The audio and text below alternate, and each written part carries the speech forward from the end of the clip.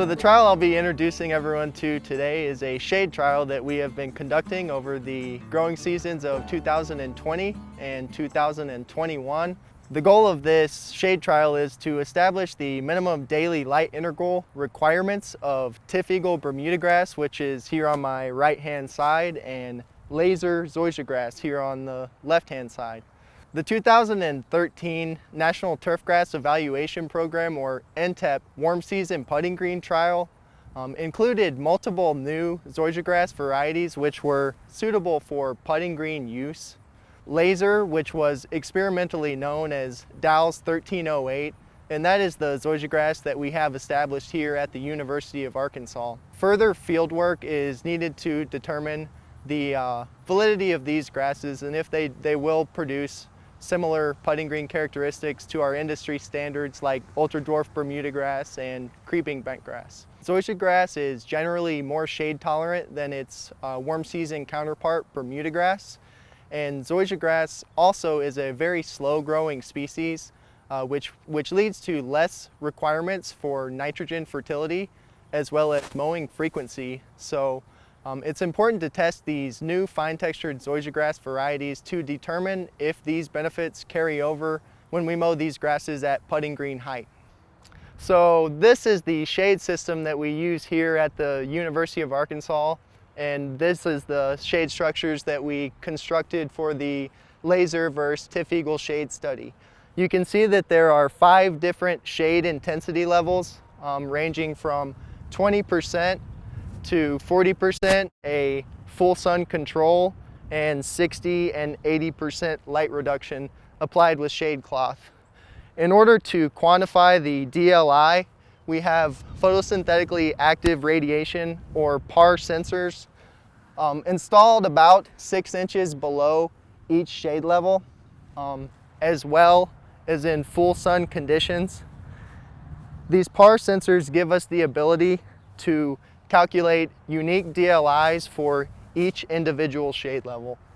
So we included 3 replications of each of the shade structures. Under each of the replications includes both species. So each structure is divided in half with TifEagle bermudagrass here and Lazer Zoysiagrass here. You can see the dark green genetic color of Lazer Zoysiagrass there. It's a good visual of what that Lazer Zoysiagrass looks like.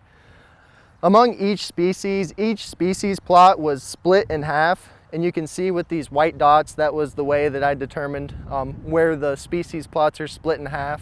So on this particular replication on the right-hand side, we have TifEagle bermudagrass mowed at 100 or a 1/10 of an inch. And on the left-hand side, we have TifEagle bermudagrass mowed at 125 or an 1/8 of an inch. And the same setup over there for the Lazer Zoysiagrass. Each of the mowing height treatments were further split with a treatment of a plant growth regulator, Primo Max, with the active ingredient trinexapac ethyl. These blue dots indicate the plots which received Primo Max. Primo Max was applied once every week on a 7-day schedule at 3 ounces per acre for the TifEagle bermudagrass and at 1.5 ounces per acre for the Lazer Zoysiagrass. The goal of having 2 different mowing heights and the growth regulator treatment is not only to see how this affects the surface characteristics of these grasses, such as the step meter readings that we're going to be taking and the firmness meter readings that we're going to be taking, but also to see how much the DLI could be significantly impacted by the addition of a plant growth regulator. We know that when grass is exposed to the shade, it tends to grow etiolate or reach for the sun and gets long and leggy, in which mower scalping can become problematic, and the gibberellic acid inhibiting growth regulators such as Primo Max have been shown to improve the shade stress of warm season grasses. So we wanted to kind of get that quantified and see if that holds true with these new varieties of Zoysiagrass, as well as how it impacts this TifEagle bermudagrass. So we use a modified stemp meter to take stemp meter readings bi-weekly during this trial.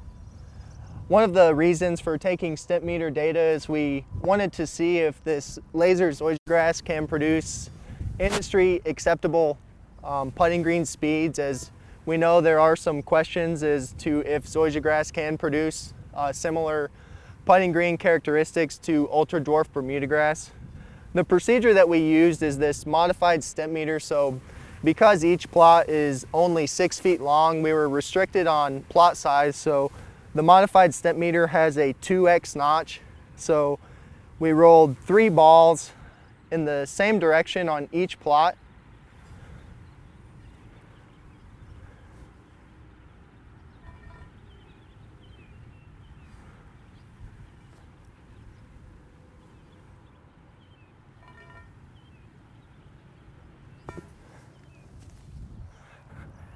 After rolling 3 balls, the roll distance is recorded, and then the step meter reading is taken in the opposite direction as to not be impacted by the slope of the putting green. So to determine firmness of these putting green species, we use a Clegg impact soil tester. So the Clegg is this device right here in my hand. The way this device works is the missile or accelerometer is raised through this guide tube to this designated notch right here, this white line, and then dropped on the putting green surface. It records a firmness meter reading in gravities. So we take 3 firmness meter readings per plot every 2 weeks to determine if either species is firmer than the other. As well as if these grasses are producing conditions that are suitable for a putting green use. So today is August 2nd, and I wanted to give you an update of what the trial looks like. There's been 6 weeks since shade was initiated in the 2nd year of the trial. We have Lazer Zoysiagrass here on the right hand side and TifEagle bermudagrass on the left hand side. And where we're seeing the most differences is at the 60 and 80% shade treatments. So from left to right, we have TifEagle bermudagrass mowed at 125. You can see this plot was treated with Primo Max at 3 ounces per acre per week next to the untreated control. And you can see that there's definitely improvements in turfgrass quality under this heavy shade treatment for TifEagle bermudagrass. But another observation that we can make is that there's some significant mower scalping going on at this stage of the trial, and definitely below acceptable quality for the TifEagle at both 125 and 100 mowing height. Here we have the Lazer Zoysiagrass grown at 60 and 80% shade, and you can see that Lazer Zoysiagrass is producing acceptable quality 6 weeks after initiating shade in both 60 and 80% shade. It's the Primo Max at 1.5 ounces per acre per week is producing some slight bronzing on the Lazer Zoysiagrass at this stage in the trial, but we're not seeing any significant effects like we're seeing over there on the TifEagle with the treatment of plant growth regulator.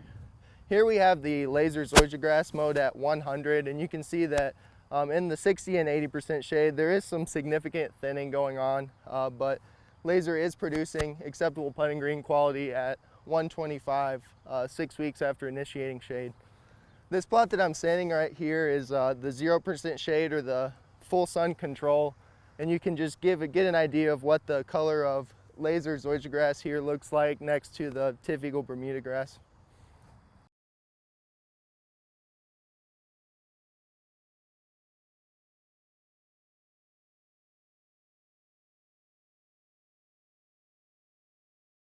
So I'll be sharing some preliminary results from 2020, as well as a little bit of data from 2021 in the 2nd year of the trial. So these 4 graphs are looking at turfgrass quality throughout the growing season in 2021. And we have Lazer Zoysiagrass on the left-hand side and TifEagle bermudagrass on the right-hand side. The top 2 graphs are the low height of cut of 100, and the bottom 2 graphs are the high height of cut of 125.